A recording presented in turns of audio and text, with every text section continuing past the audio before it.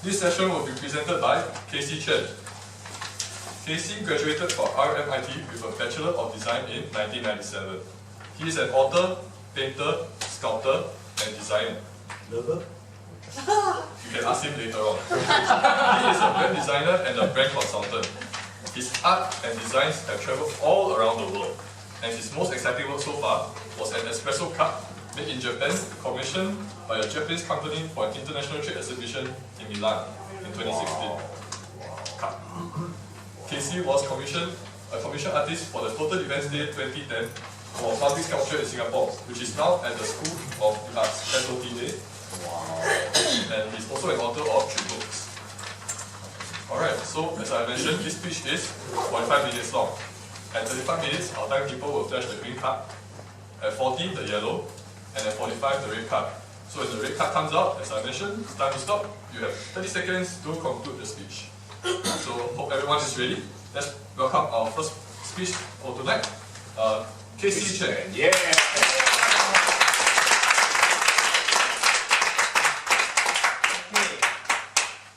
Good evening, Agora. President.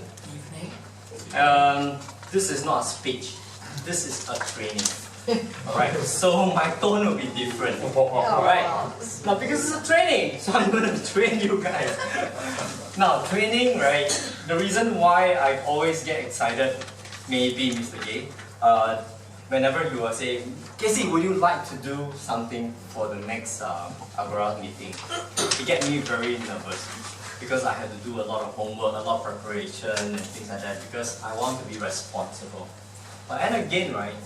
And I'm telling you all this for a very good reason. I'm with the club for nearly 2 years. Time flies, you know. And when I met Mr. Gay in a networking session, the very first time we met him, shake his hand, and because I want to get I had a book, I want to introduce my book to him. And the first thing he says is that, can you speak in my club? that was immense. The first session of Agora, you know. The timing was just right. Then to me it's like, then, of course I can, because I thought I was a professional public speaker. I speak in public. But when I came here, then I realized that I'm just not professional. You know, and then I just get nervous, get stumbled. Like, so okay, in short, right, the training that I had been in Agora helped me a lot. Like what Mr. Gay has said just now. How will you be in? How do you think that Agora meeting tonight will help you? The answer is, does it impact your life? And yes, Mr. Gay, it impacts mine. I was sharing the last time. Last week I was in a meeting and suddenly they will point out, Casey, you do a presentation. Then I was like, whoa! Okay, this time I'm prepared because I know what is impromptu. I know how to structure my speech. I know that I will not tell you grandfather stories that is 2 hours and at the end of the day you do not know what I'm talking about. Straight to the point. Okay? So, let me give you some stories. I'm going to share with you 2 stories. Okay, I'll tell you my structure now, alright? I'm going to tell a story in my way. Okay? And then afterwards, we will discuss a little bit.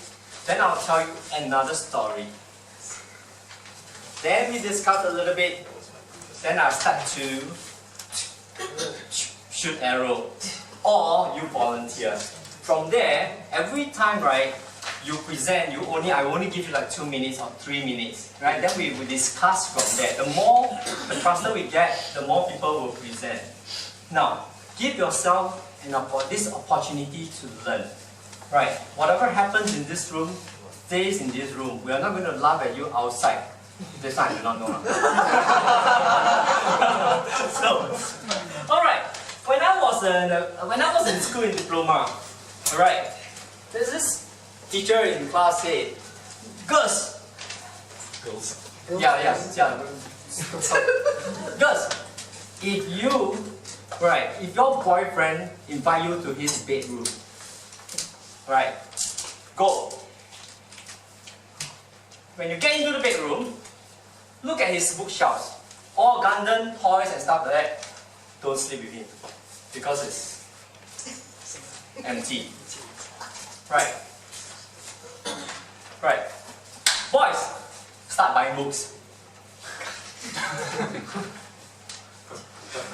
You got it? It's a joke. No. It's a very damn decent group that I have here. No, you see, the whole structure is this. Yes, you can buy books to impress people, but if you do not read those books, eventually you will not be able to convince the girl to go into your bedroom. Right? Not true. Right.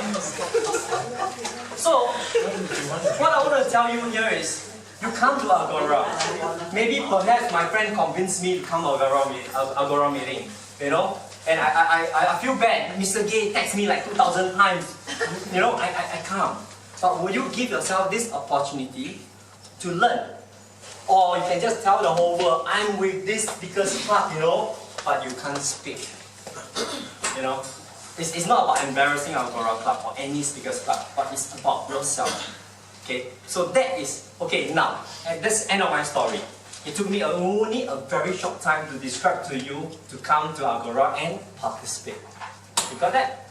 So go to the point. Go to the point that you want to speak about. Anybody want to say anything? Any discussion here? No? Means you are really, really good. You know, I should start giving free gifts like last week. Now, first, number one point. Now, take note, okay, this point is going to be tested, alright? Number one, to stay focused. Stay focused to the point. The main point of telling you the story is because I want you to know that coming to Agora Club is important only when you participate. You know, that is my point, my focus point. Second, to understand. Now, understanding myself also. Understanding, is it related? Now, I create a joke, right? Which not many people laugh, but, you know, I will try harder. Then, can you get people to remember? Remember what you say. See?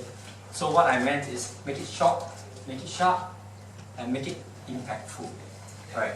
Don't tell people the whole thing about your grandfather and grandmother, end of the day, you go back, hey, what is this guy talking about? So this is called impromptu speaking of telling a story. Now, let's get to my second story. Everybody know Red Riding Hood? Yes. Interesting. Who is the bad guy then? The wolf. The big bad wolf? Yes. Why? Come quick, why? Bad. Okay, I have 3 points in that walking stage. Okay, the mom, her house, B, the forest, and C, the grandma's place. Alright, now everybody think and say that. Now, the mom wants Red Riding Hood to bring this basket of food to the grandma's place to give the grandmother. Right, and the mother warned her, be careful of the big bad wolf. At point B. Alright. Ladies and gentlemen, let me tell you something. When she walks here, right, at point B and met this big bad wolf. If the big bad wolf want to eat her up, right, can he eat her up in the forest? Yes. At point B. Yes. Why does the big bad wolf have to actually trick Red Riding to walk another way, and he had to rush there and eat the sour cream to wait for the fresh ones? Why? So I say, don't assume. I'm very sure the bad guy is not the big bad wolf. I'm very sure the Red Riding has seduced this guy, that this guy here, and he gets done, you know, as he walked, and this big bad wolf cannot take it anymore, you know, he's so stressed out, I love this girl so much, I'm gonna get her. So who is the bad guy? You. But guess what? Interesting? Now, ladies and gentlemen, think about it. Okay? What I'm going to tell you is, don't ever assume anything at all. By reading the news, it might be just fake news, especially Facebook news. Correct? Or anything that I say, it might not be true. Seriously, the bad guy might be just a bad guy. Now, how about this? Do you know how many speakers event have you attended? Have you ever assumed that you can speak? Yes. Yes. Have you ever given yourself an opportunity to come here and speak? No. Okay. So you see, I use a familiar story. Alright. I structure it in a way that you may keep you thinking. Alright. Then later I go to point out that, now who is the bad guy? Oh shit, I have not spent my time giving myself this opportunity to speak. You got it? Right. Now, okay, one last point before I get arrow you guys out, right, is this. Now, when I was preparing for this, right, I know that this is going to be very difficult session already. The reason is because such situation, right, I go outside, I do a sales, I give a impromptu story and stuff like that. You know, all this need experience. All this need a lot of practices. If not, where your scenario come from? Where your story come from? Or if you don't read enough books, you won't know enough stories to tell. You see, all these are practices. And again, practices and practices. So, my point is this, come out, Agora, and practice. Invite your friends, don't waste your time anymore. Right? So you see, my two stories, short, sharp, and I get to the point about getting you to don't assume, come and practice on speaking. Good evening, ladies and gentlemen. My name is Mary Sue. I'm telling a story called A Fishy Tale. This is about a Polynesian. His name was Maui. And when he was young, he was abandoned by his parents. So what happened was, eventually he was adopted by some gods who taught him magic and also some skills. He also had 4 brothers. However, his 4 brothers didn't like him much. So one day, while they were playing along on the beach, he heard the 4 brothers making a plan. Hey, let's go fishing! It's fishing time now! Their brother said, yeah, let's go in our canoe, the waka. Let's go. Where shall we go? Next week. Well, let's go. But don't bring Maui along. Now Maui was hiding behind some rocks. And when he heard this, he was so hurt. He was so hurt. But he kept his peace. After they left the beach, he stood up. Stood tall. Stood up. And he said to himself, I am going fishing as well. And I am going to use this opportunity to show my magic. So for the next few days, what he did was, he shaped the magic jawbone into a hook. He started to practice his magic. And he started to chant incantations. And the incantations are this. And you can follow after I've said the first time. Deo Gono. Deo Gono. Say together. Deo Gono. Deo Gono. De alakan. De alakan. O. De alakan. O. Okay. Deo Gono. Deo Gonan. De alakan. De alakan. O. Deo Gono. So he practiced that. And he waited for the evening when he realized they were going. So he, on the night, he crept into the waka, which is a canoe, and went under the floorboard. When dawn came, the brothers came, oh, it's the time to go! So they all went, they were so happy, they jumped into it, and then they went up to the fishing ground and they started to fish. One brother said, I got a salmon. The other said, I got a bream. And another one said, I got a cockapoo. And up jumped Maui said, I got a magic hook. And he threw his magic hook down into the over the boat or canoe, and then it went down. And while it went down, he chanted. Everybody? They all They a la carte. They Oh, a la carte. Oh, they all say a la carte. A la carte. Oh, and it still went it went further, deeper and deeper. Then finally it stuck something and it pulled. The thing was budging. He heaved and he lunged. And finally he felt something moving. But it was too heavy for him. So he called his brothers. Brothers, let's forget about the past. Help me to catch. Alright, and the brother said, sure. And they helped him and they caught it. And they lunged and pulled. And they've got the biggest fish they have never seen. They were ecstatic. Now, if you were Paul, how would you feel?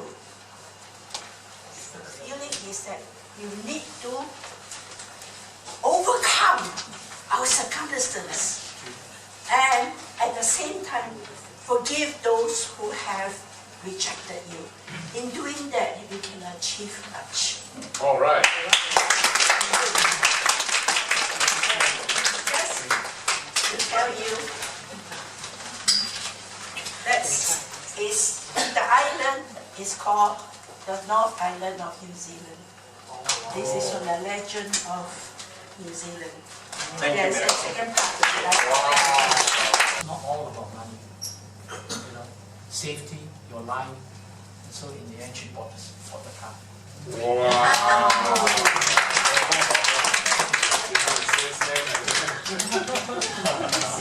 Thomas, thank you very much. He can be a fantastic car salesman. Buy from him. But I wouldn't want to go to buy a car, right? Okay, a Volvo, and say, come bang me. Please not come. That's so sad. Susan.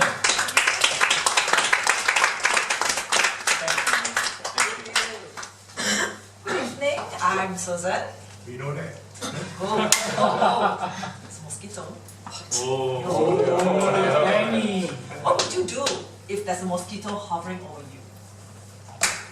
Why? Why would you want to kill it? Either he dies or it dies or we die. It's sucking the blood and it's potentially life-threatening. Could be my auntie. We'll check that it's not until that is But what do we do with the negative thoughts that are hovering in our minds? Negative thoughts such as, oh no, I'm not good enough, don't call me, I'm not going to present here. Or negative thoughts such as, I'm always the one doing all this mess in this room. So these are all negative thoughts that keeps churning in our minds. What do we do with them? What have we been doing with them? So what should we do about them now? Well done. We're looking at a life coach who can help you. My name is Peter, and last time I spent my 5 minutes in front of an audience in Agora, I was trying to sell how you get your message across. Yes. Some of your faces remember that. Yes. Yeah. The art of selling is not just convincing people that your product is safe, trying to motivate people, but connecting with the audience, building something which everybody can relate to. Any of you is Toastmaster here? And the president also highlights some of the shortfalls of Toastmaster. Indirectly. But I tell you what, that is correct as well. Because when you talk, you need to have that presence and confidence. In Toastmasters, you have that ability to practice it. In Agora, you're being put on the spot, and you can practice your elevator pitch, because that is missing at Toastmasters. That is something where everybody needs to be put up in front of. And that's where you need to be encouraged as well, to come up here, talk, bring your message across, just like if you meet your next boss in the elevator. Because wherever you go, when you go for an interview, when you go for a sales pitch or anything, in the elevator might be the person who will hire you afterwards. Yes. So always remember, not only to smile, but to say hello and sell yourself from the beginning on. Thank you so much. Wow.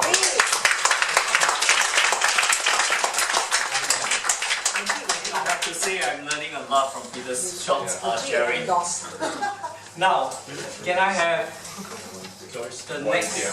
Mr. K. Yeah. Mr. K. Everybody better listen. Oh, outdoor story. 20 odd years ago, Zhonglin was about 7 years old.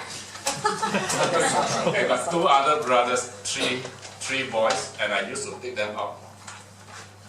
And on the way to the park, there's a little shop that sells. No. It's a bakery, so we buy buns. And one of their favorite bun is the hot dog bun. You can still remember. So we get 3 of those for 3 boys, and then 1 more for me, 1 for the mom. Interesting thing, have you ever observed children eating bun? Yeah, they eat the sausage first. Eat the bread first, the other way around. My second boy, he loves the sausage, so he'll eat the sausage first, very quickly. And then he had problem eating. Bread.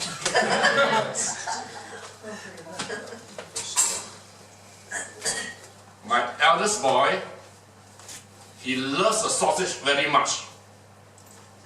But eat the sausage last. He enjoy it thoroughly while the other boy is struggling. The third boy, he doesn't care, he's just chomp all the way. Now, what does that tell you about the future of these 3 boys if they continue that way? Second boy will be successful. The youngest Save one. the best for the last. Okay, if you can delay gratification, you got the highest chance of success. So this boy, he can do things he do not like first. Then later on, we get to enjoy doing things he like. That applies to us in the office as well. If you don't do the things you do not like first, your whole day will be a drag. Why? When you're enjoying the bun, the sausage you like very much, you cannot really enjoy because you're thinking of the bread later on. You cannot really enjoy as much as if you do it later. Then when you come to eating the bread part of it, you totally cannot enjoy because the fun is already gone. So your entire life is quite miserable. But if you eat the bread first, you can enjoy because you know something good is coming later on. You can actually enjoy the bread. Then when you eat the bun, the sausage, it's amazing because there's no bread coming afterwards. You can enjoy all the way to the end. So if you learn to organize your life, to know how to schedule what to do first and what to do next, you can achieve a lot more. And if you really want to achieve a lot more, sign up for my course. Amen.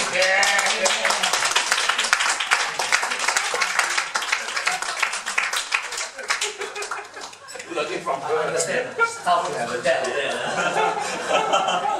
Alright, next volunteer. I mean, I hope we are all learning slowly but steady. You know, I'm learning a lot myself. Alright, by putting myself in front here once again, you know, and it's really, really difficult to give feedbacks and to get feedbacks. Alright, so I really appreciate those. Who want to go next? Yes, Jimmy.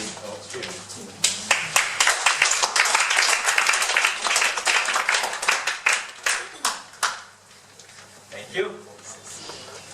Thank you, Casey, and good evening. My name is Jimin. Tell a story about a child. This child is in primary 2. She has a leukemia and she went for chemotherapy. So as a result of chemotherapy, her hair all dropped off. So after she got for the treatment, she went back to school and she put on her scarf to hide her baldness. So when she went to her class, primary 2 students, They look at her, they were all very mischievous, so they pull out the scarf. And they were shocked, all start laughing, making fun of her. So she felt very embarrassed, this girl with leukemia, and very upset. And she went to the corner, and when she went back home, she of course complained to the mother. And the mother said, don't worry, you just go to class, things will be in order. So try to console her. And yes, next day she went to class. And what happens is that the school teacher, form teacher, walked in. Of course, she was wearing a scarf, as is her usual practice. And then she took off her scarf, and then she was also bald. So she had shaved her hair bald, and of course, all the students started laughing. But the way, because she's a teacher, she shaved her hair bald. It looks like very fashionable, very fun. So all the children started laughing, pointing out, and some children said, "Okay, I want to cut my hair bald also. It's so fun, Everyone is laughing." So they were not fearful, they were not uncomfortable, and the child with leukemia also felt not upset anymore, because it's like a game. So the point I'm trying to make is this: there's this term, the possibility. There's a book written by someone talking about the art of possibility. So the art of possibility is that any situation you see, you can reframe it and think, use that same situation and see how to make a difference in life, difference in perspective. So in this case, the teacher, instead of scolding the students for being insensitive, the teacher just shave her head bald, make it like very fun, and as a result, from the same incident, she created a possibility. The possibility that it can be a fun thing, you can use this as a way to connect people. That means all the students started shaving their head and their hair started growing at the same time. So it seemed to be very fun for all these young kids. So the kid with the leukemia didn't feel so upset. I think mentally she's a bit better. When she grows up, she won't have this kind of complex. So I think the important point is that whatever incident we see, whatever situation, let's look at it from another angle. What is the possibility? Can we connect people in the same incident? Can we make people happier? Make it fun? So this was quite inspiring to me when I read the article. It's like you don't scold people, you don't lecture, but you demonstrate in a certain way that people will feel inspired, and you solve the problem in the multiple aspects. Thank you.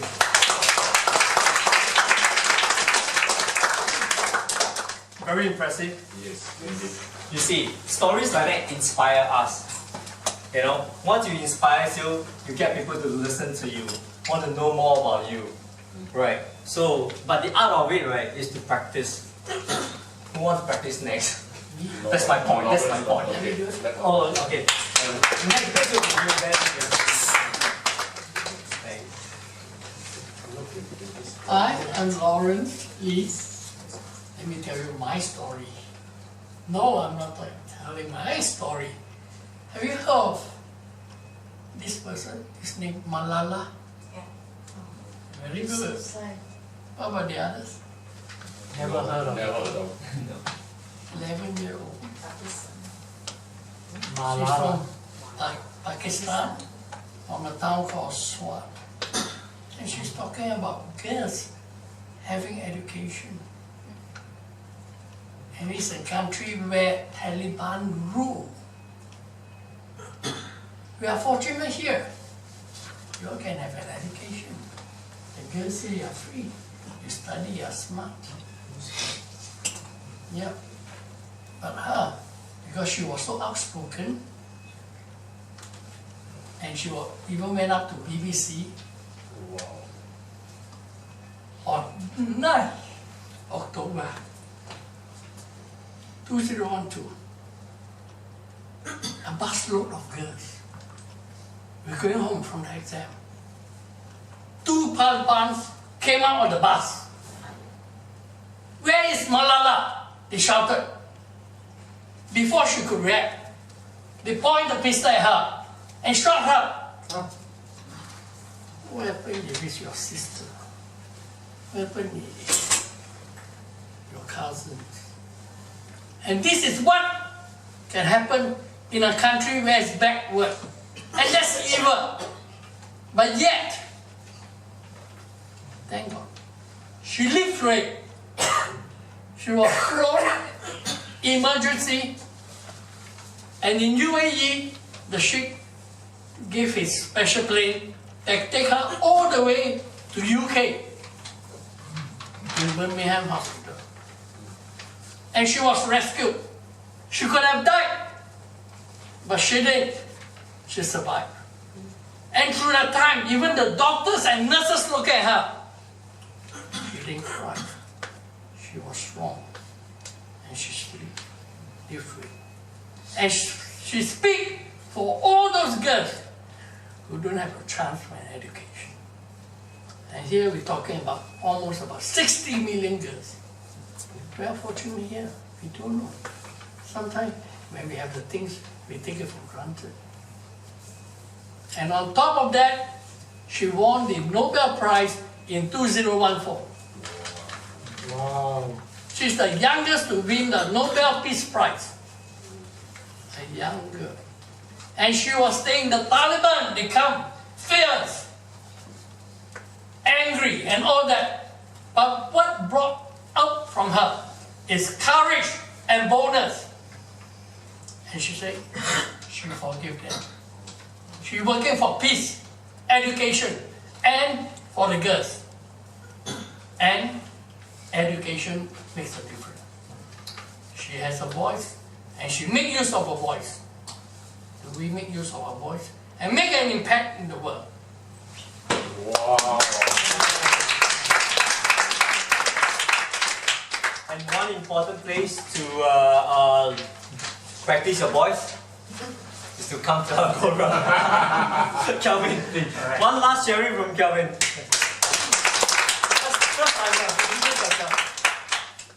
Good evening, guys. I'm Calvin. I actually met Casey in the last networking event, in another event. So he invited me to Agora today, and it's a pleasure to be here and listen to all of you guys sharing such great stories and with such high inspiration. So what I want to share with you is a story of my own from about 6 years ago. I'm currently 22, but it was a story when I was 16 years old. And it was a story, I would regard it as the most remarkable story of my life. And I believe it paved the foundation of my life.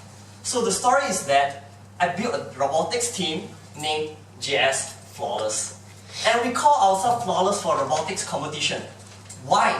Wouldn't it be arrogant to call ourselves perfect, going for a competition that we are going to be judged by our team spirit, by our team identity, as well as the work that we produce? Well, we have a different understanding of it. The reason why we call ourselves Flawless is because although we are a robotics team of 10 people, but guess what? Only 4 people actually know how to build a robot. The rest of the 6, they are comprised of people with different talents, but they are all passionate and they are all wanting to go out there and do something that will impact the world. Because that's what the competition is about. So this is why we call ourselves Flawless. Because the team is an interdisciplinary team. That's not only comprised of engineers. We have a student from Science Club who does projects but has never done robotics before. We have president of the Taekwondo. What does martial art has to do with robotics? We have singers, we have dancers, and we have designers. But because of the multidisciplinary talents and skills that we have in the team, we managed to win the national champion of the robotics team.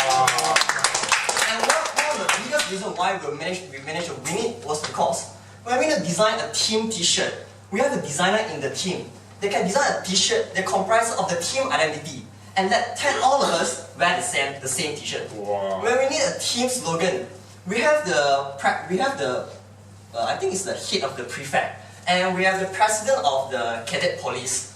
They are so used to making chants and echoes that they can design a slogan for us. And when we need a team dance to display our passion and to have fun in the competition, we have the dancer who can choreograph us the dance and train the whole team to have fun together in the team. So this is when I realized the power of collaboration and interdisciplinary skills is so important in making something of a project, in anything, making something that's just an idea to work. When I go to universities, that's when I realized that a lot of people are building projects, but when they build projects, they don't really try to make it useful. They just want to build it to be something that's fun. But when I ask them that why don't you try to do something that's useful, what I realize is that most of the people, the problem that they have is that a lot of us have ideas to solve a problem, but we are students.